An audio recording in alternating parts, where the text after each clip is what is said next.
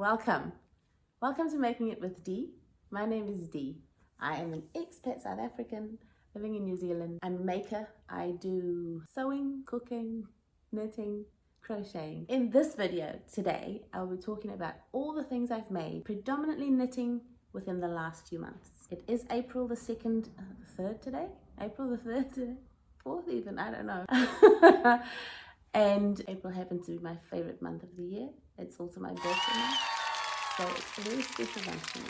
So without any further ado, let's get into what I have been knitting in the last few months. I'm kicking this video off with finished objects. So first one is my lento sweater. Very popular pattern in the knitting community. I'm pretty sure everyone knows what a lento is.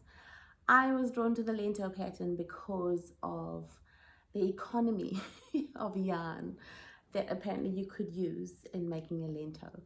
I had purchased a couple of skeins of hand painted yarn on a road trip probably a year ago. I had no idea what I was going to do with it. I just thought I was at the start of my knitting journey and everyone was talking about, you know, hand painted yarn, and I had no clue about quality or anything like that, so I thought I'll get a couple of skeins and maybe I can make something with it. Each skein was 100 grams, and I'll pop some pictures up of what it looked like in the skein, and each skein had 400 meters of yarn on it.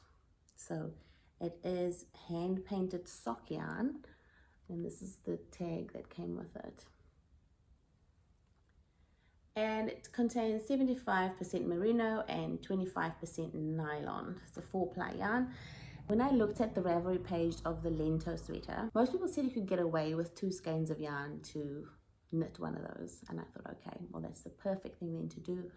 With my first painted yarn purchase, I paired it or held it together with another thrift find. So this here is merino, not merino, sorry, it's angora. And as you can see here, it looks like it's kind of, oh, that's 2 strands together. So one strand of this looks like that. And so I thought, okay, I will pair it. And if you can see very closely, you can see the little halo on there. And it becomes quite significant when you've knitted it together with another yarn.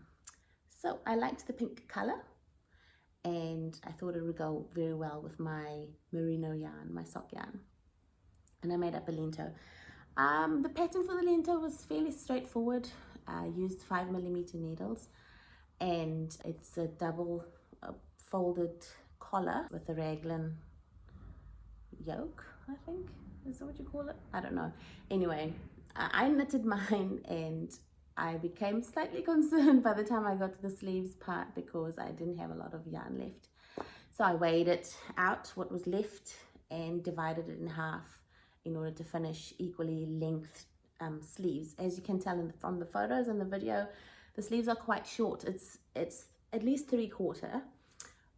But when I checked the sample photos for the lento, it looks similar. It's also 3/4 sleeve, so I have a problem with it. I did try initially to, what's it called?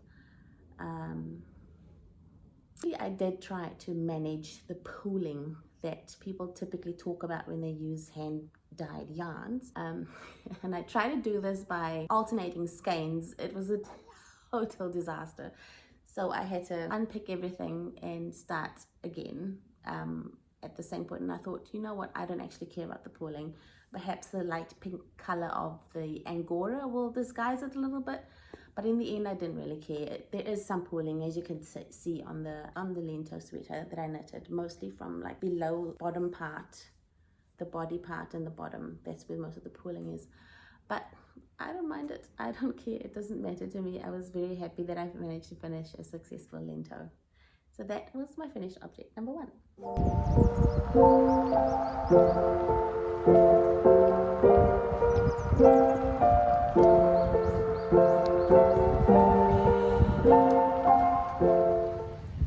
My second finished object for this video that I'm going to discuss is the Salty Days sweater. I purchased the pattern on a discount code. It's a pattern by Veronica Lindberg, also known as Kotova Kika here on YouTube. Because I didn't have the recommended yarn, I decided to use what I did have, and it was a thrift purchase. This is 100% brushed cotton on a cone. Look how much of it I have. So if you have a look at this, you can see that it scared me a little bit at first that the yarn was not spun. You see the 4 strands are loose like that. And then I started watching some vlogs of some Korean creators, and man, the number of cones that they use in their knitting, and a lot of the cones had this like unspun or not plied, unplied, I guess, yarn. And so I thought, okay, if they can do it, let me have a look at how they do it. And yeah, I finished my Salty Days sweater in less than a month. The pattern, as you can tell, is textured. It has lots of different things, cables and lace and all of this types of stitches. And there is a component that was marked as errata on the pattern, so I had to follow some of the instructions. It was not something I could sit down and, you know, listen to something else with or watch something while I was knitting. I had to have my focus on the pattern, on the chart as I was going through it. So it was very intricate for me, and I was quite pleased that I could finish it. The cotton yarn that I used created a beautiful light and airy pullover that I can wear in summer, which has just about come to an end here in New Zealand. But I could wear it in summer and it wasn't too hot. It was really nice and airy because of the lace stitches. And I'm really quite pleased with the turnout. I consider this to be a work of art. Look at that. As you can see, it's got lots of openings, and because of the gauge, the loose gauge, but I think it's beautiful, and I love the color in particular, and I'm really pleased that I could use the yarn. I paid $5 for this entire cone, and so, you know, call me frugal, I don't care. I can appreciate the budget cost of this. So yep, very happy with my Salty Days pullover, and happy to wear it. It's easy to wear, easy to throw on over the top of something, maybe over the top of a dress, over the top of a t-shirt. It's just perfect, and you can wear something over the top of that even as a layering item. So that's my Salty Days sweater.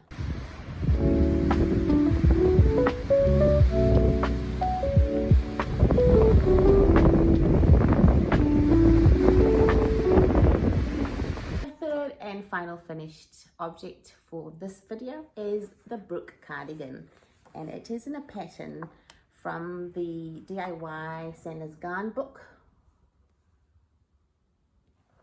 that I purchased online, and this is volume 2302. These are some pictures of the pattern.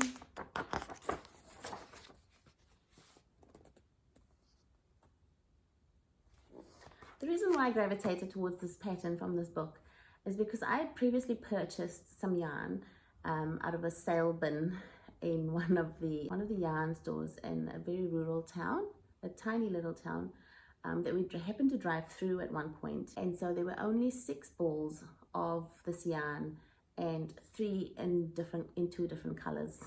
I'm currently wearing my Brooke cardigan, as you can tell. So I had the 3 skeins of each color, and it added up to about 650 meters yarn. And so when I embarked on this pattern, I kind of thought, oh, I don't know if I've got enough yarn.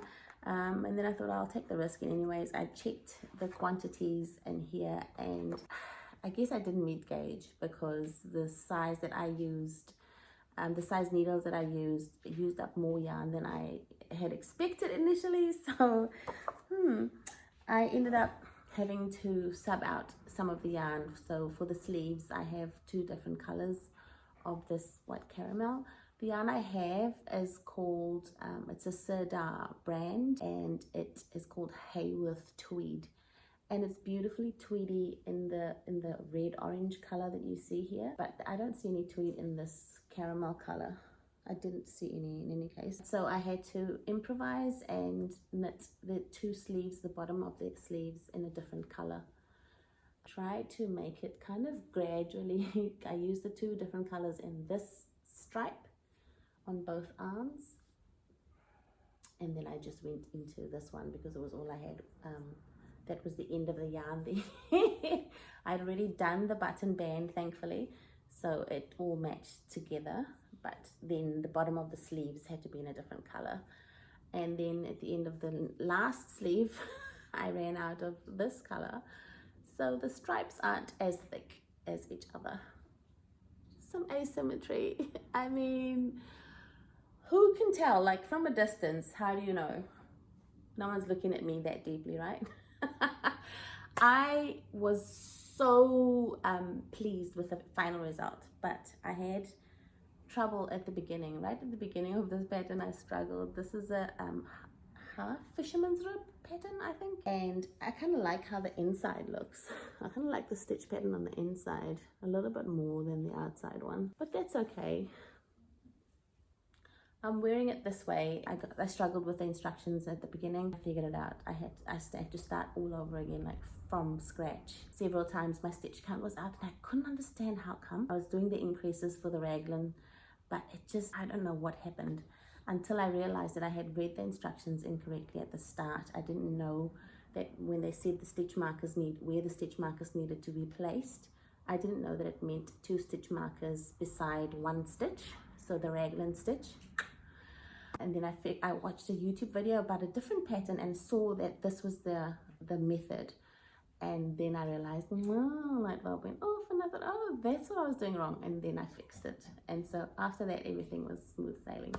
And I have to say, I'm really happy with the results.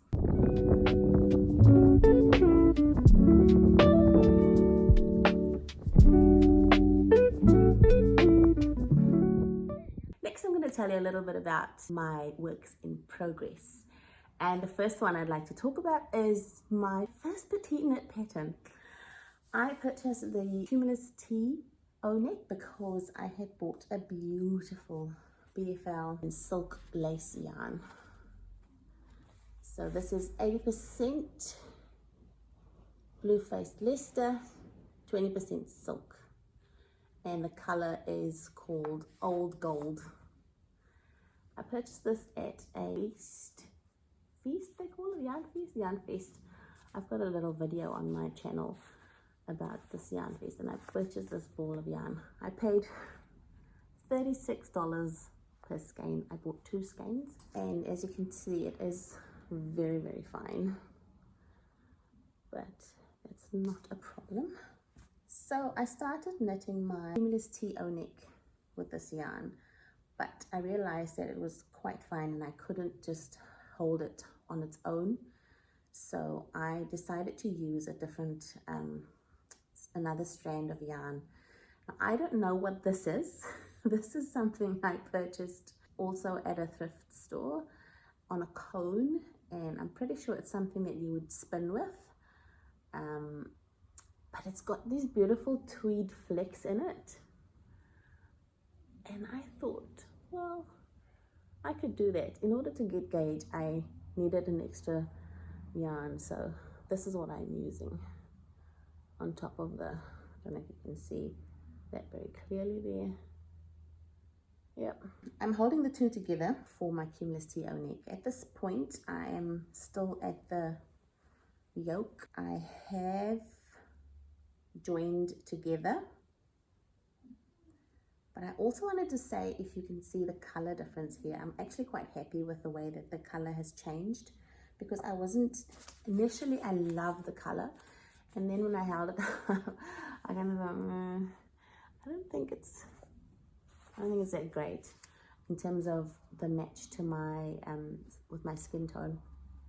And so something to break it up, which was so happened that the extra yarn that I'm holding, the second strand that I'm holding together with it, is lighter, and so it gives this beautiful mild and tweedy.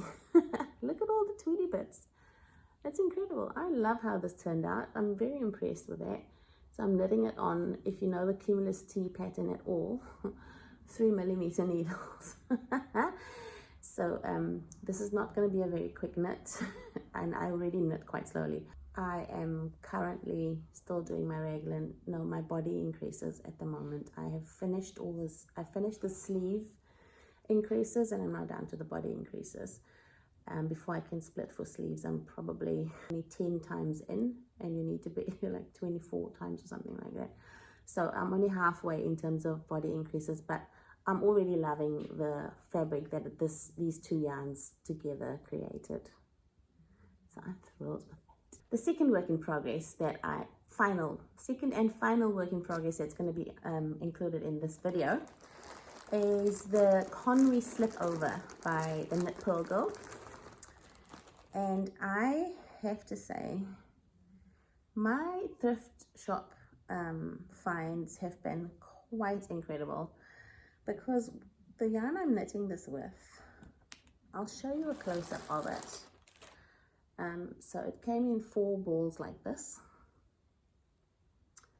but this is no regular yarn. This yarn has got different things plied into it, like even fabric, like a ribbon or something, that's a couple of ribbons that's plied into it.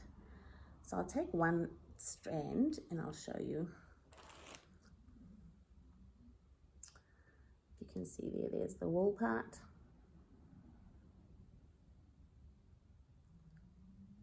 and I'll just close my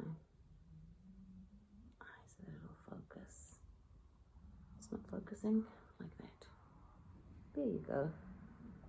So there's the wool. One is the wool part, and the other part you can see here is a ribbon. It's like it's different tones, different colors in the ribbon. So I don't know what that wool is, what the fiber is. It's double plied, and then this strip is also included in it, plied into it. And this ribbon has different shades of kind of gold, rose gold, silver, white. It carries out, it just changes color as you go through, and you can see the yarn. So I don't know the composition of the yarn, but what I do know is that it yields a beautiful fabric in the end. There's what you can see here. It's a little bit shiny, it's a little bit everything. I'm going to see how it blocks out, but so this is how far I am with my Conwy Slip Over. Just working down the bottom now. And I just pick this up every time I'm in the car and we're going for a drive. I'll pick it up and knit on it. So I'm not in a hurry for it to finish, but I think since I finished my Brooke cardigan, which is my last finished object, I've had more time for my Cumulus T and this one. So yeah, those are, oh, I didn't show you the cable in the front. The feature of this Conwy Slip Over, there's a cable in the front here. It looks like that.